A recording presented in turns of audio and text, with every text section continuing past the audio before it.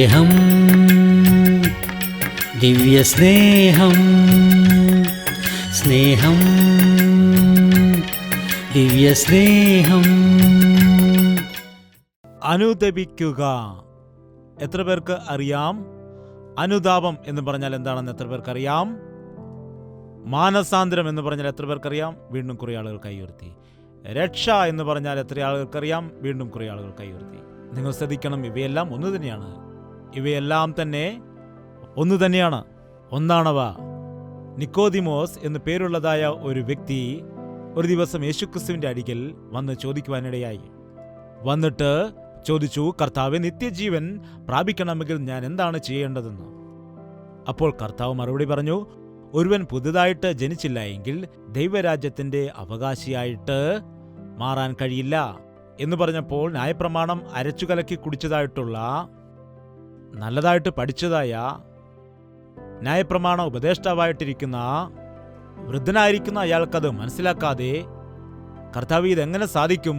എൻ്റെ മാതാവ് ഇപ്പോൾ ജീവനോടെയില്ല, വീണ്ടും ഞാൻ എങ്ങനെയാണ് അമ്മയുടെ വയറ്റിൽ പോയി ജനിക്കുന്നത് എന്ന് ചോദിക്കുവാനിടയായി. അപ്പോൾ കർത്താവ് പറഞ്ഞു, ഒരുവൻ വെള്ളത്താലും ആത്മാവിനാലും വീണ്ടും ജനിക്കണമെന്ന്. അയാൾക്കതൊന്നും മനസ്സിലാകുവാനിടയായില്ല. എന്താണ് നിങ്ങൾക്ക് മനസ്സിലാകാത്തത്? നിങ്ങൾ ഇസ്രായേലിന്റെ ഉപദേഷ്ടാവായിരിക്കുകയാണല്ലോ. നിങ്ങൾക്ക് ഈ വിഷയങ്ങൾ മനസ്സിലാകുന്നില്ലേ? മാനസാന്തരം എന്ന് പറഞ്ഞാൽ അതിന്റെ അർത്ഥം എന്താണെന്ന്, പുതിയ സൃഷ്ടി എന്ന് പറഞ്ഞാൽ അർത്ഥമാകുന്നില്ലേ? പുതുതായി ജനിക്കുക എന്ന് പറഞ്ഞാൽ നിങ്ങൾക്ക് മനസ്സിലാകുന്നില്ലേ? എത്ര പേർക്ക് ഇവയെല്ലാം മനസ്സിലാകുന്നുണ്ട്?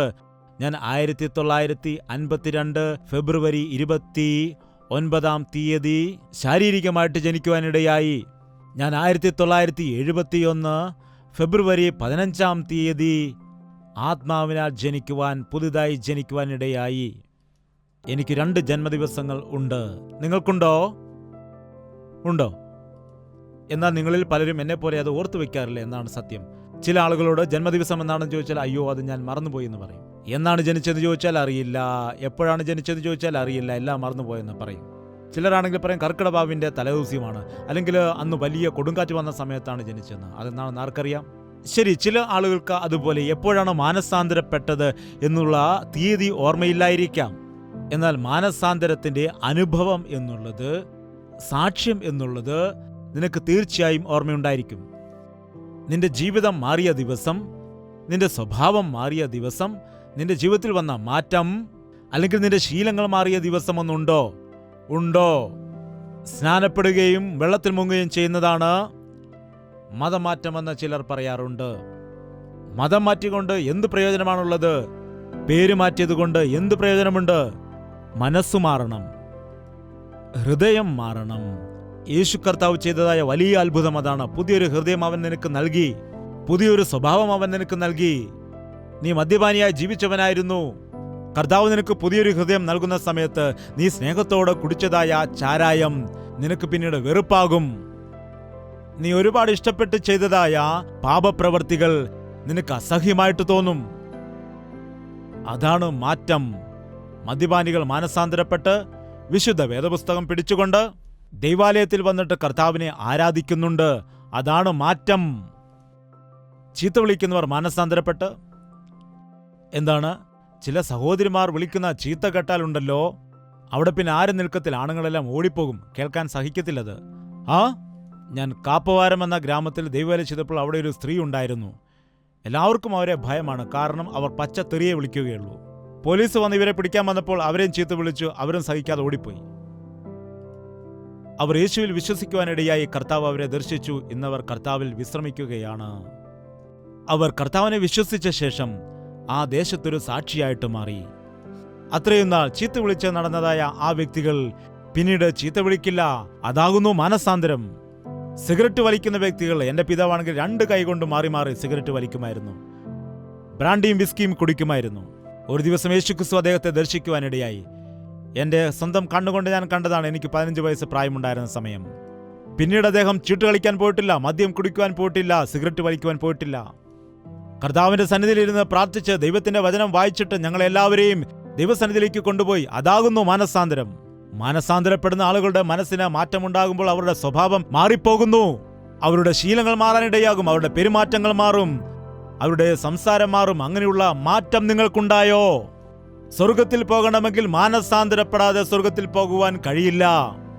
യേശുക്രിസ്തു ഒരു ശിശുവിനെ കൊണ്ടുവന്നിട്ട് എല്ലാവരുടെയും മുൻപിൽ നിർത്തിയിട്ട് പറഞ്ഞു, ഒരുവൻ ഇതേ രീതിയിൽ താഴ്മയുള്ളവനായിട്ട് ശിശുവിനെ പോലെ ആകുന്നില്ലെങ്കിൽ നിങ്ങൾക്ക് സ്വർഗരാജ്യത്തിൽ കടക്കുവാൻ കഴിയില്ല എന്ന് പറഞ്ഞു. ഒരു ശിശുവിനെ സംബന്ധിച്ച് അത് കോപിക്കില്ല, പക കാണിക്കില്ല.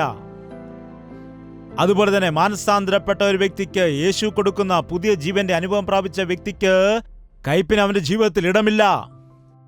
അവനിൽ ക്ഷമയുണ്ട്, സമാധാനമുണ്ട്, അനുഗ്രഹമുണ്ട്. കഷ്ടതയുടെയും ബുദ്ധിമുട്ടിന്റെയും നടുവിലും കർത്താവിന്റെ സാക്ഷിയായിട്ട് ജീവിക്കുവാൻ കഴിയും. മാനസാന്തരപ്പെടാത്ത ക്രിസ്തീയ സമൂഹമേ, നാമമാത്രമായുള്ള ഭക്തിയല്ല, തലമുറകളായിട്ട് ഞങ്ങൾ ക്രിസ്ത്യാനികളാണെന്ന് പറയുന്നത് അജ്ഞാനമാണ്. നമ്മൾ ബൈബിൾ വായിക്കുമ്പോൾ ദൈവത്തിന് അവിടെ മക്കളാണുള്ളത്, അല്ലാതെ കൊച്ചുമകനും കൊച്ചുമകളും ഇല്ല. അതിന്റെ അർത്ഥം എന്താണ്? എന്റെ പിതാവ് യേശുവിൽ വിശ്വസിച്ചപ്പോൾ ദൈവത്തിന്റെ മകനായി, ഞാനും യേശുവിൽ വിശ്വസിച്ചപ്പോൾ ഞാൻ ദൈവത്തിന്റെ മകനായി. എന്റെ മക്കളും യേശുവിൽ വിശ്വസിച്ചപ്പോൾ അവർ ദൈവത്തിന്റെ മക്കളായിട്ട് മാറി. അല്ലാതെ ഞാൻ യേശുവിൽ വിശ്വസിച്ചതുകൊണ്ട് ഞാൻ കർത്താവിന്റെ കൊച്ചുമകനാണെന്നാണോ ബൈബിൾ പറയുന്നത്?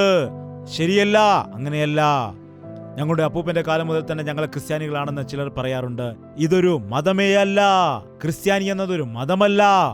ഇത് ഓരോരുത്തരും വ്യക്തിപരമായിട്ട് യേശുക്രിസ്തു എന്റെ പാപങ്ങൾക്ക് വേണ്ടി ക്രൂശിൽ മരിച്ചു, അവനിൽ ഞാൻ വിശ്വസിക്കുന്നു എന്ന് വായുകൊണ്ട് ഏറ്റു പറഞ്ഞുകൊണ്ട് അവനെ സ്വന്തം രക്ഷിതാവായി സ്വീകരിച്ച് കർത്താവ് കൊടുക്കുന്ന രക്ഷ സ്വീകരിക്കുന്നതാണ്. ഇസ്രായേൽ മക്കൾ പറഞ്ഞു, ഞങ്ങൾ പാപം ചെയ്യാനിടയായി. ഞാൻ പാപം ചെയ്തു എന്ന് ഏറ്റു പറയുന്നത് ചിലരെ സംബന്ധിച്ച് എത്ര ബുദ്ധിമുട്ടാണ്. ഞാൻ പാപം ചെയ്തു. ഞാൻ എന്ത് പാപം ചെയ്തു? എന്താണ്? ഒരു മീറ്റിംഗ് ദേവദാസം പറഞ്ഞ് നിങ്ങളുടെ പാപങ്ങളെല്ലാം ഏറ്റുപറയൂ എന്ന് പറഞ്ഞ സമയത്ത് ഒരു സഹോദരി അവിടെ ദീർഘനിശ്വാസം വിട്ടിട്ട്, ഞാൻ പാപിയാണ്, ഞാൻ പാപിയാണ്, ഞാൻ പാപിയാണ്, പാപിയാണ്, പാപിയാണ് എന്ന് പറഞ്ഞ് എല്ലാവരെക്കാട്ടും നല്ല രീതിയിൽ പാപിയാണെന്നൊക്കെ പറഞ്ഞ് ഉറക്കെ പാടുകയാണ്. അത് വലിയ മീറ്റിങ്ങിലെ ചെറിയൊരു മീറ്റിങ്ങിലെ കാര്യമാണ്. അപ്പോൾ ദേവദാസൻ അവരുടെ അടുക്കിലേക്ക് ചെന്നിട്ട് പറഞ്ഞു, സഹോദരി, നിങ്ങൾ പാപിയാണെന്ന് പറയാതെ ഏത് പാപമാണ് ചെയ്തത് അത് കർത്താവിന്റെ സന്നിധിയിൽ ഏറ്റുപറയുക. അപ്പോൾ അവർക്ക് കോപമുണ്ടായി. ഞാനെന്ത് പാപമാണ് ചെയ്തിരിക്കുന്നത് ഏറ്റുപറയാണെന്ന് ചോദിക്കാനിടയായി.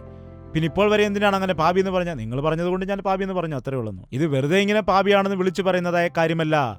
രാവിലെ വൈകുന്നേരം പ്രാർത്ഥിക്കുന്ന സമയത്ത് പാപിയാണ് കർത്താവേ എന്ന് പറയുന്നാൽ പേരിന് വേണ്ടി പ്രാർത്ഥിക്കുന്നതല്ല, യഥാർത്ഥമായിട്ട് തന്നെ. കർത്താവേ, ഞാൻ നിന്നെ വേദനിപ്പിക്കുവാൻ ഇടയായി, ഞാൻ നിന്നെ ദുഃഖിപ്പിച്ചു, അല്ലെങ്കിൽ ഞാൻ എൻ്റെ ഹൃദയത്തിൽ അഹങ്കാരത്തിന് സ്ഥാനം കൊടുക്കാനിടയായി, ഞാൻ ഇന്ന് കള്ളം പറയാനിടയായി, അശുദ്ധി വരുവാൻ എൻ്റെ ജീവിതത്തിൽ ഇടയായി, ഞാൻ മറ്റുള്ളവർക്കെതിരെ ദ്രോഹം ചെയ്തു എന്നുള്ളതായ വിഷയങ്ങൾ ഗ്രഹിച്ച് അതിനുവേണ്ടി പശ്ചാത്തപിക്കുന്നില്ല എങ്കിൽ ദൈവരാജ്യത്തിൽ കടക്കുവാൻ കഴിയില്ല. നിങ്ങൾക്ക് കടുകുമണിയോളം വിശ്വാസമുണ്ടെങ്കിൽ മലയോട് മാറിപ്പോകാൻ പറഞ്ഞാൽ മാറിപ്പോകുമെന്നാണ്. സ്വർഗത്തിൽ പോകുവാൻ നമുക്ക് കഴിയും. എന്നാൽ കടുകുമണിയോളം പാപമുണ്ട് എങ്കിൽ സ്വർഗത്തിലേക്ക് നമുക്ക് പോകുവാൻ കഴിയുകയില്ല. ഇസ്രായേൽ മക്കൾ കണ്ണുനീരൊഴുക്കിയിട്ട് പ്രാർത്ഥിച്ചു. ഞങ്ങൾ പാപം ചെയ്തു എന്ന് പറഞ്ഞ കർത്താവിനോട് പ്രാർത്ഥിച്ചു. അപ്പോൾ ദൈവം എന്ത് പറഞ്ഞുവെന്ന് നോക്കുക. 21-ാമത്തെ അധ്യായത്തിലേക്ക് വീണ്ടും നാം വന്നു. ആകയാൽ ജനം മോശയുടെ അടുക്കൽ വന്നു, ഞങ്ങൾ യഹോവയ്ക്കും നിനക്കും വിരോധമായി സംസാരിച്ചതിനാൽ പാപം ചെയ്തിരിക്കുന്നു. സർപ്പങ്ങളെ ഞങ്ങളുടെ ഇടയിൽ നിന്ന് നീക്കിക്കളവാൻ യഹോവയോട് പ്രാർത്ഥിക്കണം എന്ന് പറഞ്ഞു. മോശ ജനത്തിനു വേണ്ടി പ്രാർത്ഥിച്ചു. യഹോവ മോശയോട്, ഒരു അഗ്നിസർപ്പത്തെ ഉണ്ടാക്കി കൊടിമരത്തിന്മേൽ തൂക്കുക, കടിയേൽക്കുന്നവൻ ആരെങ്കിലും അതിനെ നോക്കിയാൽ ജീവിക്കും എന്ന് പറഞ്ഞു. എന്താണ് പറഞ്ഞത്? ഭയങ്കരമായ വിഷസർപ്പങ്ങൾ ജനത്തെ വന്ന് കടിക്കുകയാണ്. കടിച്ച് അനേകം ആളുകൾ മരിച്ചുകൊണ്ടേയിരിക്കുന്നു. കുറെ ആളുകൾ ഓടി രക്ഷപ്പെടുന്നു. ചിലർ കടിയേറ്റ് അവിടെ തന്നെ കിടക്കുകയാണ്. അപ്പോൾ ദൈവം എന്താണ് പറഞ്ഞത്? ഒരു താമ്ര സർപ്പത്തെ ഉണ്ടാക്കിക്കൊണ്ട് ഒരു കൊടിമരത്തിന്മേൽ വയ്ക്കുക.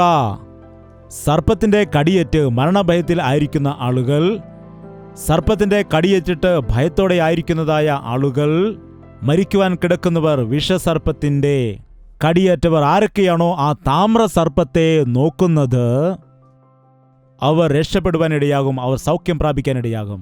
ആഹാ! വിഷമേറ്റിട്ട് ഭയപ്പെട്ട് കിടക്കുന്ന ആളുകൾ താമ്രസർപ്പത്തെ നോക്കൂ എന്ന് പറയുമ്പോൾ ഇവർക്ക് ഈ സർപ്പത്തെ ഭയന്ന് അങ്ങോട്ട് നോക്കുവാൻ കഴിയുന്നില്ല. എന്നാൽ ചിലർ വിശ്വാസത്തോടുകൂടി കണ്ണുകൾ ഉയർത്തി ആ താമ്രസർപ്പത്തെ നോക്കിയപ്പോൾ അവരുടെ ശരീരത്തിലെ വിഷം ഇറങ്ങിപ്പോയി. അവർക്ക് ശുദ്ധി പ്രാപിച്ചു, അവർ രക്ഷപ്പെട്ടു. അന്ന് ആരൊക്കെയാണോ ആ താമ്രസർപ്പത്തെ നോക്കിയത് അവരെല്ലാവരും രക്ഷപ്പെട്ടു. നിങ്ങൾ വിശ്വസിച്ചാലും വിശ്വസിച്ചില്ലെങ്കിലും മനുഷ്യജാതി മുഴുവനും വിഷം കൊണ്ട് നിറയപ്പെട്ടിരിക്കുന്നു. വിഷസർപ്പത്തിന്റെ കടിയേറ്റ് കിടക്കുകയാണ്. പിശാച് അവരെ കടിച്ചിരിക്കുന്നു. പിശാചിലെ ആ വിഷയം പഴയ ആദാമിന്റെ സ്വഭാവമായി നമ്മുടെ ഞരമ്പുകളിൽ കൂടി ഒഴുകുന്നു. ഈ പാപത്തിന്റെ ബീജത്തിൽ നിന്ന് വിടുവിക്കണമെങ്കിൽ, ഈ പാപത്തിന്റെ സ്വഭാവത്തിൽ നിന്ന് വിടുതൽ വേണമെന്നുണ്ടെങ്കിൽ മന്ത്രങ്ങൾ കൊണ്ടോ മരുന്നുകൊണ്ടോ അത് സാധിക്കുന്നതല്ല. മതാചാരങ്ങൾ കൊണ്ട് അത് നമുക്ക് ക്രമപ്പെടുത്താൻ കഴിയില്ല. നിന്റെ ജീവിതത്തിൽ അന്തർലീനമായിരിക്കുന്ന പാപ സ്വഭാവത്തിൽ നിന്ന് വിടുവിക്കുന്നതിനാണ് യേശുക്രിസ്തു ഈ ലോകത്തിലേക്ക് വന്നത്. നിങ്ങളെങ്കിലേക്ക് നോക്കിയിട്ട് രക്ഷ പ്രാപിക്കൂ എന്ന് കർത്താവ് പറയുന്നു. നോക്കുക, നമ്മിൽ പാപത്തിന്റെ സ്വഭാവം ഉള്ളതുകൊണ്ട് നമുക്ക് ജനിക്കുന്ന കുഞ്ഞുങ്ങളും പാപികളായിരിക്കുകയാണ്. നമുക്ക് ജനിക്കുന്ന കുഞ്ഞുങ്ങളെ എത്ര ജാഗ്രതയോടെ നാം വളർത്തിയാലും അവർ കള്ളം പറയുവാനിടയാകും. കള്ളം പറയുമോ ഇല്ലയോ? ഏതെങ്കിലും ടീച്ചർ വന്നിട്ട് ഇങ്ങനെ കള്ളം പറയണം, കള്ളം പറയുന്നതായ സമയത്ത് മുഖഭാവം ഇങ്ങനെയാക്കണം എന്ന് ആരെങ്കിലും പഠിപ്പിച്ചു കൊടുക്കുന്നതാണോ? ഏതെങ്കിലും മാതാവോ സൺഡേ സ്കൂൾ ടീച്ചറോ പഠിപ്പിച്ചു കൊടുക്കുന്ന കാര്യമാണോ അത്? എന്താണ്, എങ്ങനെയാണ് കള്ളം പറയേണ്ടത്, എങ്ങനെയാണ് വഞ്ചന കാണിക്കേണ്ടത്, എങ്ങനെയാണ് മോഷണം നടത്തേണ്ടതെന്ന് കുഞ്ഞുങ്ങളെ ആരെങ്കിലും പഠിപ്പിച്ചു കൊടുക്കുന്നതാണോ? എങ്ങനെയാണ് അവർ പഠിക്കുന്നത്? പഴയ ആദാമിന്റെ സ്വഭാവം നമ്മളിൽ ഉള്ളതുകൊണ്ട് യൗവനപ്രായത്തിലാകുന്ന സമയത്തേക്കും നല്ലതായിരുന്ന പെൺകുട്ടി, നല്ല പയ്യൻ, ലവ് മാര്യേജ് എന്നൊക്കെ പറഞ്ഞുകൊണ്ട്, പ്രേമമെന്ന് പറഞ്ഞുകൊണ്ട് ആൺകുട്ടിയും പെൺകുട്ടിയും കറങ്ങി നടന്ന് അതുപോലെ ഒരുമിച്ച് ജീവിക്കുന്നത്, ഇത് പണ്ടൊക്കെ അമേരിക്കയിലും പാശ്ചാത്യ രാജ്യങ്ങളിലും മാത്രം കണ്ടുവരുന്നതായ കാര്യമായിരുന്നു. എന്നാൽ ഇതിന്ന് ഭാരതത്തിലും ഇപ്പോൾ സാധാരണമായിരിക്കുന്നു. ഹൈദരാബാദ്, മുംബൈ, ഡൽഹി, ചെന്നൈ പോലുള്ള പട്ടണങ്ങളിൽ ആൺകുട്ടിയെയും പെൺകുട്ടിയും തിരിച്ചറിയാൻ കഴിയില്ല. രണ്ടുപേരും ജീൻസ് ഇട്ടാ പിന്നെ എങ്ങനെയാണ് തിരിച്ചറിയുന്നത്? എന്തൊരു ജീവിതമാണ് അവരിപ്പോൾ നയിച്ചുകൊണ്ടിരിക്കുന്നത്. അപ്പനും അമ്മയും കോളേജിൽ പോകുമ്പോൾ കഷ്ടപ്പെട്ട് പണം കൊടുക്കുകയാണെങ്കിൽ അവർ അത് ഇഷ്ടമുള്ളതുപോലെ ഉപയോഗിക്കുന്നു. അവർ നശിച്ചു പോകുന്നു. ഒരു കാലത്ത് സൺഡേ സ്കൂൾ 10 കൽപ്പനകളെല്ലാം പഠിച്ച വ്യക്തികളാണ്. അവർ യൗവനപ്രായത്തിലാകുമ്പോൾ, കുറച്ചുകൂടെ പ്രായമുണ്ടാകുന്ന സമയത്ത് അവരിൽ വിഷമുണ്ടാകുന്നു, കയ്പുണ്ടാകുന്നു, പാപമുണ്ടാകുന്നു. ഈ പാപ സ്വഭാവം കാരണം എത്രയോ മാതാപിതാക്കൾ കരയുന്നുണ്ടെന്നറിയാമോ? ഒരുപാട് പേർ പറയുന്നു, ഞങ്ങളുടെ മക്കൾ നശിച്ചു പോകുന്നു, പറഞ്ഞാൽ കേൾക്കുന്നില്ല, ഞങ്ങളെ അനുസരിക്കുന്നില്ല എന്ന് പറഞ്ഞ് മാതാപിതാക്കൾ നിലവിളിക്കുന്നു. ഒരു യേശുക്രിസ്തുവിന് മാത്രമേ വ്യക്തിയുടെ ജീവിതത്തെ മാറ്റുവാൻ കഴിയുകയുള്ളൂ. ഒരു യൗവനക്കാരൻ നന്നാകണമെങ്കിൽ നാം അവനെ കാണിച്ചു കൊടുക്കേണ്ടത് പ്രാർത്ഥനയാണ്. ക്രിസ്തുവിന്റെ ക്രൂശാണ് നാം കാണിച്ചു കൊടുക്കേണ്ടത്. അവൻ യേശുവിലേക്ക് തിരിയണം, ദൈവത്തിന്റെ വചനത്താൽ പിടിക്കപ്പെടണം. അന്ന് ആ താമ്രസർപ്പത്തെ നോക്കിയവരുടെ ശരീരത്തിലെ വിഷങ്ങൾ ഇറങ്ങാനിടയായി. അവരിലുണ്ടായിരുന്ന കയ്പ് മാറി, അവരിൽ നിന്ന് മരണം മാറിപ്പോയി. അവർ രക്ഷപ്പെട്ടു, ജീവിച്ചു. മരണത്തിന്റെ അധികാരത്തിന് കീഴിലുള്ള മാനവജാതി, നിത്യനരകത്തിലേക്ക് പോയിക്കൊണ്ടിരിക്കുന്ന മാനവജാതി, വിമോചനത്തിന്റെ കർത്താവായിരിക്കുന്ന യേശുക്രിസ്തുവിങ്കലേക്ക് നോക്കിയിട്ടല്ലാതെ വിടുവിക്കപ്പെടുകയില്ല. യേശുവിങ്കലേക്ക് നോക്കിക്കൊണ്ട് മുൻപിൽ വച്ചിരിക്കുന്ന ഓട്ടം സ്ഥിരതയോടെ നീ ഓടുക. നിന്റെ പാപത്തിന് പരിഹാരം ചെയ്തിരിക്കുന്ന യേശുക്രിസ്തുവിനെ, നിന്റെ ദോഷങ്ങൾക്ക് പ്രായശ്ചിത്തം ചെയ്തിരിക്കുന്ന യേശുക്രിസ്തുവിനെ. ഇന്ന് അനേകം ആളുകൾ ഇത് പ്രസംഗിക്കുന്നില്ല, ഇത് ശ്രദ്ധിക്കുന്നില്ല, യേശുവിന്റെ സന്നിധിയിൽ മുഴങ്കാൽ മടക്കി പ്രാർത്ഥിക്കുന്നില്ല. ക്രൂശിനെ കുറിച്ചുള്ള സുവിശേഷം ഇന്ന് അനേകർക്ക് ഭോഷത്വമായിരിക്കുന്നു. ഞങ്ങളെക്കുള്ള ചില ദൈവദാസന്മാർ ക്രൂശിനെ കുറിച്ച് പറഞ്ഞാൽ ഈ ദൈവദാസന് പ്രസംഗമൊന്നും അറിയില്ല, അതുകൊണ്ടാണ് ഈ പഴയ പ്രസംഗം ചെയ്യുന്നതെന്ന് പറയും. എന്നിട്ട് അവർ ക്രൂശിനെ കുറിച്ച് പ്രസംഗിക്കില്ല. ഞാൻ ആയിരക്കണക്കിന് പ്രസംഗങ്ങൾ എൻ്റെ ജീവിതത്തിൽ ഇന്നുവരെ ചെയ്തിട്ടുണ്ട്. എന്നാൽ ക്രൂശിനെ കുറിച്ച് പറയാതെ ഇന്നുവരെ ഞാൻ ഒരു പ്രസംഗവും അവസാനിപ്പിച്ചതായിട്ട് ഓർമ്മയില്ല. അങ്ങനെയെങ്കിൽ ദൈവത്തിന്റെ ആത്മാവ് പ്രവർത്തിക്കില്ല. നമ്മുടെ ഉപദേശമല്ല ആളുകളെ മാറ്റുന്നത്, നമ്മുടെ നീതിയല്ല മനുഷ്യനെ മാറ്റുന്നത്, നമ്മുടെ താലന്തുകളല്ല മനുഷ്യരെ മാറ്റുന്നത്. യേശുക്രിസ്തു ക്രൂശിൽ ചെയ്തതായ ത്യാഗം കാരണം നമുക്ക് പാപക്ഷമ ലഭിക്കുന്നു. എത്രയോ തവണ കർത്താവിനെതിരായിട്ട് നീ പെരുപത്തിരിക്കാം, കുറ്റം പറഞ്ഞിരിക്കാം. എത്രയോ തവണ നീ കൽപ്പന അതിക്രമിച്ചുകൊണ്ട് പാപം ചെയ്തിരിക്കാം. എത്രയോ തവണ നീ കർത്താവിനെതിരായിട്ട് കുറ്റം പറഞ്ഞുകൊണ്ട് ജീവിതത്തിൽ മുൻപോട്ട് പോയിരിക്കാം. അങ്ങനെ കർത്താവിന്റെ അനുഗ്രഹങ്ങൾ നഷ്ടപ്പെടുത്തിയ അവസ്ഥയിലായിരിക്കാം. ഒരേ ഒരു പരിഹാരം, ക്രൂശിങ്കിലേക്ക് നോക്കുക, യേശുവിലേക്ക് നോക്കൂ. ക്രിസ്ത്യാനികൾക്കധികം ആചാരങ്ങളൊന്നും തന്നെ ഇല്ല. സ്നാനവും അതുപോലെ തന്നെ കർത്താവിന്റെ തിരുമേശയുമാണ് കർത്താവ് ആചരിക്കുവാൻ വേണ്ടി പറഞ്ഞിരിക്കുന്നത്. മറ്റ് കാര്യാദികളൊന്നും തന്നെ ആചാരമായിട്ടില്ല. ഇവയിൽ രണ്ടിലും ഏറ്റവും പ്രധാനപ്പെട്ടത് എന്താണെന്ന് ചോദിച്ചാൽ, അപ്പവും വീഞ്ഞും കഴിക്കുന്നതിന്റെ ഉദ്ദേശം എന്താണെന്ന് വെച്ചാൽ, കർത്താവ് പറഞ്ഞു എന്റെ ഓർമ്മയ്ക്കായി ഇത് ചെയ്യുവീൻ എന്നാണ്. അപ്പവും വീഞ്ഞും കഴിക്കുന്നതല്ല പ്രധാനം, ക്രൂശിനെ ഓർമ്മിക്കുന്നതാണ് പ്രധാനം. ക്രൂശിൽ യേശുക്രിസ്തു ചെയ്തതായ ത്യാഗത്തെ ഓർമ്മിക്കുന്നതാണ് പ്രധാനം. ഇന്നുള്ളതായ അനേകം ആളുകൾ ആ ക്രൂശിനെ ഓർമ്മിക്കുന്നില്ല. ഒരു നിമിഷം ആ ക്രൂശിനെ നീ ഓർമ്മിച്ചാൽ പാപത്തെ അറിയാത്തതായ ആ കർത്താവ്, ഇവനിലൊരു ദോഷവും കാണുന്നില്ല എന്ന് പീലാത്തോസ് സാക്ഷ്യം പറഞ്ഞ നമ്മുടെ കർത്താവ്, എന്നിൽ ആർക്ക് പാപത്തെ കണ്ടുപിടിക്കുവാൻ കഴിയുമെന്ന് ചോദിച്ച നമ്മുടെ കർത്താവ്, നിർദോഷിയായിട്ട് നിഷ്കളങ്കനായിരിക്കുന്നതായ പാപത്തെ അറിയാത്തവനായ നമ്മുടെ കർത്താവ്, ഭയങ്കരമായ ഉപദ്രവം സഹിക്കുന്നതിനു വേണ്ടി, ആണികളാൽ തറയ്ക്കപ്പെട്ട് ക്രൂശിതനാകുന്നതിനു വേണ്ടി, ഭാരമേറിയ ക്രൂശും വഹിച്ചുകൊണ്ട് ചാട്ടവാറിന്റെ ആഞ്ഞാഞ്ഞുള്ള അടികൾ ഏറ്റുവാങ്ങിക്കൊണ്ട് അവൻ പോയതിന്റെ കാരണമെന്താണ്? എന്തുകൊണ്ടാണ് യേശുക്രിസ്തു ക്രൂശിതനാകാൻ ഇടയായത്? പഴയ നിയമത്തിലെ ഭക്തന്മാർക്ക് ആ സർപ്പത്തെ ഉയർത്തിക്കാട്ടിയപ്പോൾ അവർക്കത് മനസ്സിലായില്ല. ഇവിടെ നിക്കോദീമോസിനോട് കർത്താവ് പറയുകയാണ്, എങ്ങനെയാണോ മരുഭൂമിയിൽ താമ്ര സർപ്പം ഉയർന്നത് അതുപോലെ തന്നെ മനുഷ്യപുത്രൻ ഉയരേണ്ടതാകുന്നു. അതുപോലെ കർത്താവായ യേശുക്രിസ്തുവിന്റെ നാമം ഉയർത്തപ്പെടണം. അതുപോലെ ക്രൂശിന്റെ സുവിശേഷം പ്രസംഗിക്കപ്പെടണം. യേശുവിങ്കലേക്ക് നോക്കിയാൽ നിന്റെ കല്ലായ ഹൃദയം തകർക്കപ്പെടും. യേശുവിങ്കലേക്ക് നോക്കിയാൽ നിന്റെ പാപത്തിന് പരിഹാരം കിട്ടും. യേശുവിങ്കലേക്ക് നോക്കിയാൽ നിന്റെ പാപം ക്ഷമിക്കപ്പെടും. അവന്റെ അടിപ്പിണരുകളാൽ നമുക്ക് സൗഖ്യം വന്നുമിരിക്കുന്നു. അവൻ നമുക്ക് വേണ്ടി മുറിവേറ്റപ്പെട്ടിരിക്കുന്നു. നമ്മുടെ അകൃത്യം നിമിത്തം തകർക്കപ്പെട്ടിരിക്കുന്നു. നമ്മുടെ അകൃത്യം നിമിത്തമായി, നമ്മുടെ പാപനിമിത്തമായി അവൻ മുറിവേൽക്കപ്പെട്ടും തകർക്കപ്പെട്ടുമിരിക്കുന്നു. എത്ര പേർ യേശുക്രിസ്തുവിനെ നിങ്ങളുടെ സ്ഥാനത്ത് നിന്ന് കാണുന്നുണ്ട്? ഈ ദിവസം ഞാൻ ഇങ്ങനെ രക്ഷിക്കപ്പെട്ട് ജീവിക്കുന്നുണ്ടെങ്കിൽ അത് യേശു എനിക്ക് വേണ്ടി മരിച്ചതുകൊണ്ടല്ലേ? ഈ ദിവസം ഇത്രയും പാപിയായ ഞാൻ അനുഗ്രഹിക്കപ്പെടുന്നുണ്ടെങ്കിൽ എന്റെ ശാപമെല്ലാം കാൽവരി ക്രൂശിൽ യേശു വഹിച്ചതുകൊണ്ടല്ലേ എന്ന വിഷയം ഒരിക്കലും മറക്കരുത്. അത് നീ ഓർക്കുന്ന സമയത്തോളം നീ സ്വർഗത്തിന്റെ വഴിയിൽ കൂടെ നടക്കും, നിത്യരാജ്യത്തിൽ ചേരുവാനുമിടയാകും. ഞാൻ തന്നെ വഴിയും സത്യവും ജീവനുമാകുന്നു, എന്നിൽ കൂടിയല്ലാതെ ആരും പിതാവിന്റെ സന്നിധിയിലേക്ക് പോകുന്നില്ല എന്ന സത്യം മറന്നുപോകരുത്. മനുഷ്യനും ദൈവത്തിനും തമ്മിൽ വലിയൊരു വിടവുണ്ടായിരുന്നു.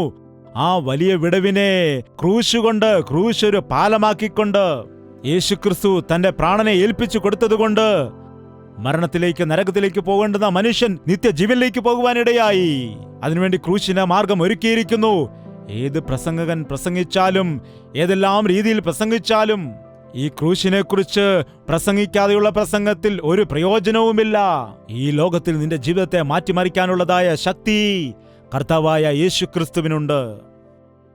ഈ പാപത്താൽ നിറഞ്ഞിരുന്നതായ പഴയ ആദാമിന്റെ സ്വഭാവമുള്ളതായ ഈ ശരീരം ക്രൂശിൽ കിടക്കുന്നു എന്ന് നീ വിശ്വസിച്ചാൽ, ക്രൂശിൽ നിന്റെ പാപത്തിന് പരിഹാരം നടന്നിരിക്കുന്നു എന്ന് വിശ്വസിച്ചാൽ, ആ ക്രൂശിൽ കിടക്കുന്ന യേശുവിന്റെ ശരീരം, അവനിലെ അനുഗ്രഹം നിന്നിലുണ്ടെന്ന് നീ വിശ്വസിച്ചാൽ, നിങ്ങളുടെ ശരീരങ്ങളെ വിശുദ്ധിയോടുകൂടി കർത്താവിന്റെ നാമത്തിനു വേണ്ടി സമർപ്പിച്ചാൽ നിങ്ങൾ ഭാഗ്യവാനാകും, ഭാഗ്യവതിയാകും. ഇനി ജീവിക്കുന്നത് ഞാനല്ല, ക്രിസ്തുവത്രേ എന്നിൽ കൂടി ജീവിക്കുന്നത്. ഈ കൈ ആരുടേതാണ്? DL മൂഡി എന്ന ഭക്തൻ ഒരു ദിവസം ട്രെയിനിൽ സഞ്ചരിച്ചു കൊണ്ടിരിക്കുമ്പോൾ കുറെ ചീട്ടുകളിക്കാർ അതിൽ കയറിയിട്ട് പറഞ്ഞു, സാർ ഒരു കൈയിടൂ, ഞങ്ങൾ 3 പേരേ ഉള്ളൂ, 4ാമത്തെ വ്യക്തിക്ക് വേണ്ടിയാണെന്ന് പറഞ്ഞു. DL മൂഡി മറുപടി പറഞ്ഞു. അദ്ദേഹം മടിയിൽ ബൈബിളും വെച്ച് വായിക്കുകയാണ്. സാർ ഒരു കൈയിടൂ എന്ന് പറഞ്ഞപ്പോൾ എനിക്ക് കൈകളില്ലല്ലോ എന്ന് പറഞ്ഞു. അവർ അത് കേട്ട് ചിരിച്ചിട്ട് പറഞ്ഞു, എന്താണ് സാർ, നല്ല 2 ആരോഗ്യമുള്ള കൈകൾ അങ്ങേക്ക് സ്വന്തമായിട്ടുണ്ടല്ലോ, അങ്ങയുടെ കൈകളിൽ എന്താണെന്ന് ചോദിച്ചു. ഈ കൈകൾ എൻ്റെ അല്ല എന്ന് പറഞ്ഞു. എന്താണ് സാർ, അങ്ങ് തമാശ പറയുകയാണെന്ന് ചോദിച്ചു. നിങ്ങൾ അടുത്തു വാ, ഞാൻ പറഞ്ഞു തരാമെന്ന് പറഞ്ഞു.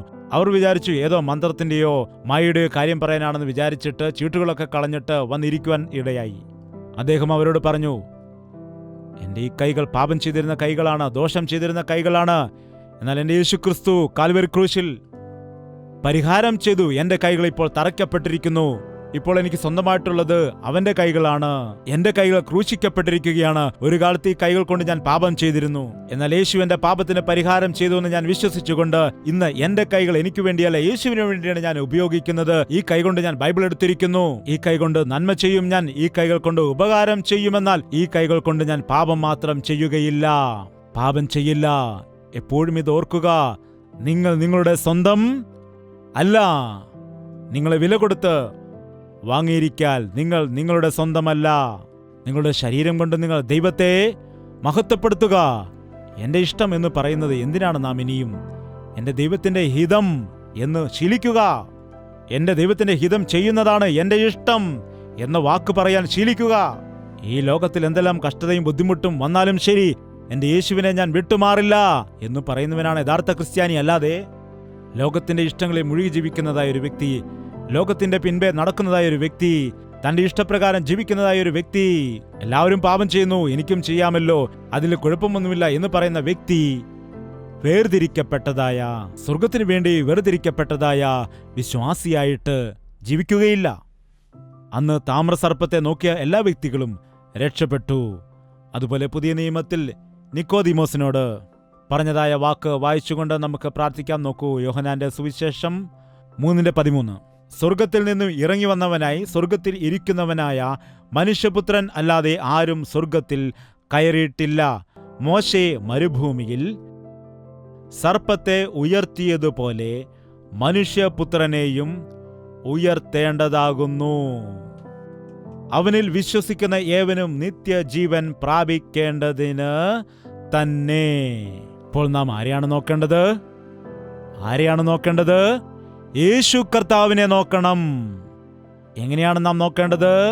മത്തായി, മർക്കോസ്, ലൂക്കോസ്, യോഹന്നാന്റെ സുവിശേഷങ്ങൾ നിങ്ങൾ വായിക്കുക. യേശു ക്രിസ്തുവിനെ കൺമുൻപിൽ കാണുന്നത് പോലെ കാണാൻ കഴിയും. അവൻ എങ്ങനെ ജീവിച്ചു, എങ്ങനെ സംസാരിച്ചു, എങ്ങനെ പ്രവർത്തിച്ചു, ഏത് സാഹചര്യത്തിൽ എങ്ങനെയായിരുന്നുവെന്ന് എല്ലാ വിഷയങ്ങൾക്കും നിനക്ക് കാണുവാൻ കഴിയും. എന്നാൽ നിന്റെ ഹൃദയദൃഷ്ടി പ്രകാശിക്കുകയാണെങ്കിൽ ആത്മാവിൽ നിനക്ക് അവന്റെ ജീവിതത്തിലെ ജ്ഞാനവും മഹത്വവും ഉയർച്ചയും എല്ലാം നിനക്ക് കാണുവാൻ കഴിയുന്നതാണ്. ക്രിസ്തുവിലുള്ള മഹത്വത്തെ കാണാതിരിക്കുവാൻ തക്കവണ്ണം ഈ ലോകത്തിന്റെ അധികാരിയായിരിക്കുന്ന പിശാച് മനുഷ്യരുടെ ഹൃദയത്തെ അന്ധമാക്കി മാറ്റി. നീ യേശുക്രിസ്തുവിന്റെ സൗന്ദര്യത്തെ കാണുന്നതായ ദിവസം, അവനിലെ മഹിമാധനത്തെക്കുറിച്ച് മനസ്സിലാക്കുന്ന ദിവസം, അവൻ നൽകുന്നതായ ജ്ഞാനവും വിവേകവും പ്രാപിക്കുന്നതായ സമയത്ത് നീ ലോകത്തിൽ കാണുന്ന സകലതും നിനക്ക് മാലിന്യമായിട്ട് തോന്നും, ചപ്പു ചവറായിട്ട് തോന്നും. പൗലോസ് പറഞ്ഞു, ഈ ലോകത്തിലുള്ളതിനെല്ലാം ഞാൻ ചപ്പെന്നും ചവറെന്നും എണ്ണിക്കൊണ്ട് എന്റെ യേശുവിന് വേണ്ടി ഞാൻ ഓടുകയാകുന്നുവെന്ന്. ലോകം മുഴുവനും ചപ്പും ചവറുമാണ്. ചപ്പിന്റെയും ചവറിന്റെയും സൂപ്പർ മാർക്കറ്റുകളാണ് ഉള്ളത്. ആ സാരിയും ജീൻസും പാന്റും അതെല്ലാം എന്താണ്? ലോകപ്രകാരമുള്ളതായ ചപ്പുകളാണ്. ആ സെൽഫോണുകളെല്ലാം എന്താണ്? ചപ്പു ചവറാണ്. പൗലോസ് എന്താണ് പറയുന്നത്? അവയെല്ലാം എന്താണ്? ചപ്പു ചവറ്. നിങ്ങൾ പോകുന്ന സമയത്ത് മാലിന്യം കാണുകയാണെങ്കിൽ എന്തു ചെയ്യും? ഓ, ഈ മാലിന്യം എവിടെ നിന്നാണ് വന്നത് എന്ന് നിങ്ങൾ പറഞ്ഞിട്ട് വിരലിട്ട് ആ മാലിന്യം ഇളക്കി നോക്കുമോ? ഇതിനുള്ളിൽ എന്തെങ്കിലും ഉണ്ടോ എന്ന്? എന്തൊക്കെ പുഴുക്കളാണ് ഇതിനകത്തുള്ളത്? ഇതിനകത്ത് എത്ര ദിവസം പഴക്കമുള്ള മാലിന്യമാണിത് എന്ന് പറഞ്ഞ് നിങ്ങളത് പരിശോധിച്ച് നോക്കുമോ? നിങ്ങളെന്താണ് മാലിന്യം കാണുന്ന സമയത്ത് ചീച്ചി എന്ന് പറഞ്ഞിട്ട് അവിടെ നിന്ന് മാറിപ്പോകും. അപ്പോഴെന്താണ്? ഈ ലോകം മാലിന്യമാണെങ്കിൽ ലോകത്തെ നാം എങ്ങനെയാണ് നോക്കേണ്ടത്? ടി വി ഇരിക്കുമ്പോൾ എന്നും പറഞ്ഞ് വായി തുറന്ന് നോക്കിയിരിക്കും എന്താണെന്ന്. എന്താണ്? അർദ്ധനഗ്നമായ മേനി കാട്ടിയിട്ട് ആളുകൾ ഡാൻസ് കളിക്കുമ്പോൾ വളരെ അതിശയത്തോടു കൂടി അത് നോക്കിയിരിക്കുകയാണോ നീ ചെയ്യുന്നത്? അല്ലെങ്കിൽ സന്തോഷത്തോടുകൂടി അതിശയത്തോടു കൂടി നോക്കുകയാണ് ചെയ്യുന്നത്? അവിടെ പോയിട്ട് ആ ചിത്രങ്ങളൊക്കെ കാണും, പിന്നെ ലോകപ്രകാരമുള്ള കാര്യങ്ങൾ ചെയ്യും. എന്താണിത്? മാലിന്യമാണ്, ചപ്പ് ചവറാണ്, ഇത് മാലിന്യമാണ്, നിർത്തൂ എന്ന് പറഞ്ഞ് ടി വിയിൽ അങ്ങനെ വരുമ്പോൾ നിർത്തണം.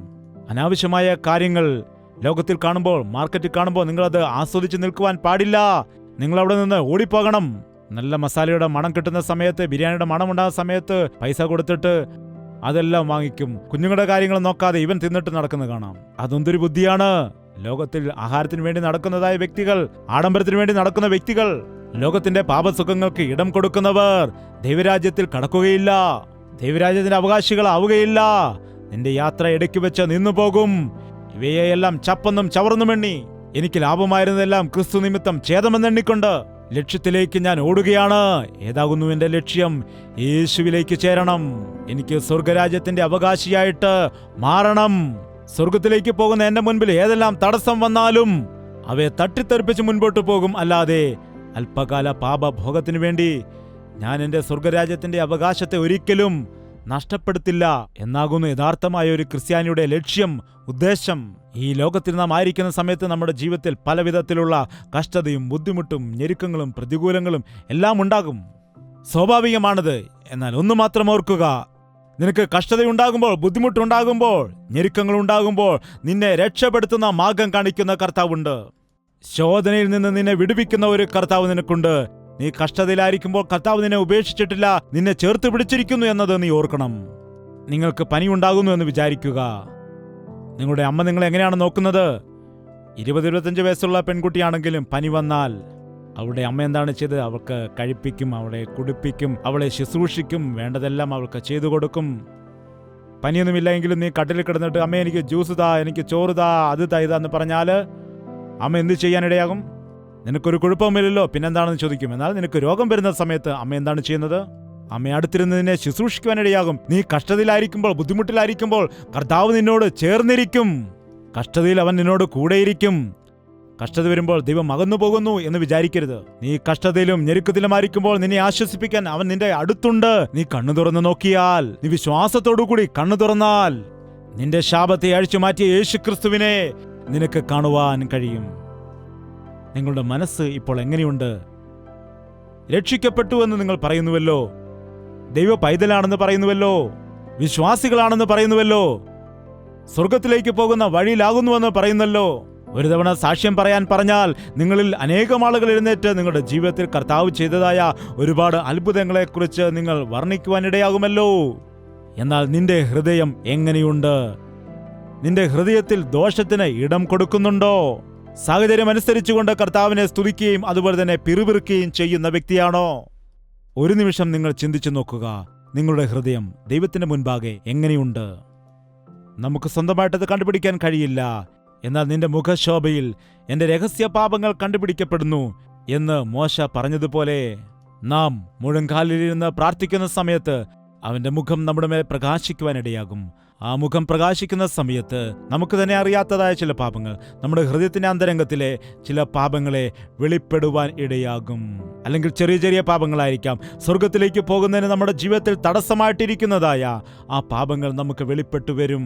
അവയെ ഏറ്റുപറഞ്ഞ് ഉപേക്ഷിക്കുമ്പോൾ നമുക്ക് ക്ഷമ ലഭിക്കും, അനുഗ്രഹിക്കപ്പെടും, ദൈവത്തിന്റെ രാജ്യത്തിന്റെ അവകാശികളായി മാറാനും കഴിയും. ദയവുചെയ്ത് തലകളെ വണക്കുക, നമുക്ക് പ്രാർത്ഥിക്കാം. പ്രാർത്ഥന. പരിശുദ്ധനായ സ്നേഹമുള്ള പിതാവേ, ഒരിക്കൽ കൂടി നിന്റെ മക്കളെ നീ ദർശിക്കുമാറാകണമേ. നിന്റെ മക്കളെ നീ കാണണമേ. ആരാണോ നിന്നെ വിട്ടകന്നത്, ആരാണോ നിന്നെ മറന്നുകൊണ്ട് ജീവിക്കുന്നത്, ആരാണോ ബുദ്ധിമുട്ട് അനുഭവിക്കുന്നത്, ആരൊക്കെയാണോ അവരുടെ ജീവിതത്തിൽ വരുന്നതായ കഷ്ടത സഹിക്കാതെ നിരാശയ്ക്കും വെറുപ്പിനും ഇടം കൊടുത്ത് പിശാചിനാൽ ബന്ധിക്കപ്പെട്ടിരിക്കുന്നത്, അങ്ങനെയുള്ളവരെ നസ്രയനായ യേശു ക്രിസ്തുവിന്റെ നാമത്തിൽ വിടുവിച്ചെടുക്കുകയാണപ്പാ. അവരെ വിടുവിച്ചെടുക്കണമേ കർത്താവേ. പിശാചിന്റെ വാക്കുകേട്ട് വഞ്ചിതരായി നഷ്ടങ്ങൾ അനുഭവിക്കുന്ന എല്ലാ വ്യക്തികളെയും നസ്രയനായ യേശു ക്രിസ്തുവിന്റെ നാമത്തിൽ വിടുവിച്ചെടുക്കുകയാണ് പിതാവേ. യേശുവിന്റെ മക്കളാണെന്ന് പറഞ്ഞിട്ടും മദ്യപാനത്തിന് അടിമകളായി ജീവിക്കുന്നവർ, പുകവലിക്ക് അടിമകളായിട്ട് ജീവിക്കുന്നവർ, ലഹരി ഉപയോഗത്തിന് അടിമകളായി ജീവിക്കുന്നവരെ ഇന്ന് നസ്രയനായ യേശുക്രിസ്തുവിന്റെ അധികാരമുള്ള നാമത്തിൽ വിടുവിക്കുകയാണ് കർത്താവേ. പുതിയൊരു ജീവിതവും പുതിയൊരു ഹൃദയവും നീ അവർക്ക് നൽകുമാറാകണമേ. നിന്നോടൊപ്പം നടക്കുന്നതാണ് ഞങ്ങൾക്ക് ഭാഗ്യമപ്പ. ആ സ്വർഗീയ കനാനിൽ ചേരും വരെയും ആ നിത്യരാജ്യത്തിൽ നിന്നോടൊപ്പം സിംഹാസനത്തിൽ ഇരിക്കണമെന്നുള്ളതായ ആഗ്രഹമാണ് ഞങ്ങൾക്കുള്ളത്. ആ ലക്ഷ്യം മാറാതെ ഞങ്ങളുടെ ജീവിതത്തെ ദിനംതോറും ആയിരിക്കുവാനുള്ള കൃപ നൽകണമേ എന്ന് യേശു ക്രിസ്തുവിന്റെ നാമത്തിൽ അപേക്ഷിക്കുന്നു പിതാവേ. നമ്മുടെ പിതാവായ ദൈവത്തിന്റെ സ്നേഹവും പുത്രനായ യേശു ക്രിസ്തുവിന്റെ കൃപയും ആശ്വസിപ്പിച്ച് വഴി നടത്തുന്ന പരിശുദ്ധാത്മാവിന്റെ കൂട്ടായ്മയും സഹവാസവും നാം ഓരോരുത്തരോടും നാം പ്രാർത്ഥിച്ച സകല വിഷയങ്ങളോടും ഇന്നു മുതൽ എന്നേക്കും ഉണ്ടായിരിക്കുമാറാകട്ടെ. ആമേൻ, ആമേൻ, ആമേൻ. യേശുവേ യേശുവേ യേശുവേ യേശുവേ യേശുവേ യേശുവേ യേശുവേ യേശുവേ നിന്നെ നിന്നെ എന്നും ഞാൻ സേവിക്കും, നീ മാത്രം രാജാവെന്നും നിന്നെ എന്നും ഞാൻ സേവിക്കും. നീ മാത്രം രാജാവെന്നും യേശുവേ യേശുവേ യേശുവേ യേശുവേ യേശുവേ യേശുവേ യേശുവേ യേശുവേ യേശുവേ യേശുവേ യേശുവേ